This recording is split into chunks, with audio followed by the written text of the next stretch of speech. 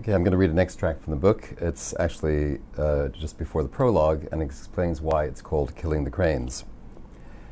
It was late March 2004, one of those dry and not too cold nights in Kabul when the heavens are clear and brilliant with stars.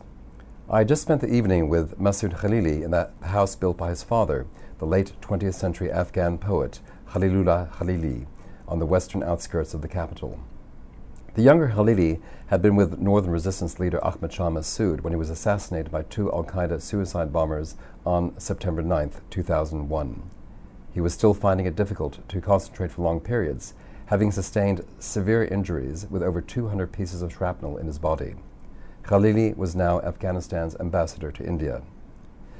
We talked about what was happening in Afghanistan after so many years of war and where the international community was leading the country.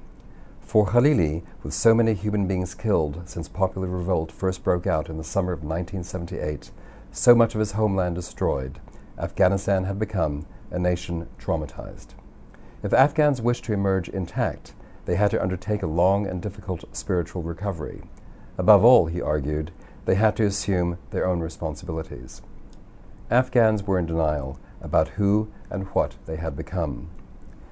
As we strolled through the garden to the front gate of the wall compound, Khalili took my arm and looked up into the night sky. For me, the end of March has always been the time when you cannot hear your voice for the sound of migrating cranes, he said. Khalili was referring to Siberian cranes, large white birds with dark red masks and flute-like honking that every spring have flown northward from the southern wetlands of Afghanistan and Iran to the Russian Arctic and western Siberia. After gazing silently upward, Khalili turned wearily to me. You know, I have not heard a single crane since being here.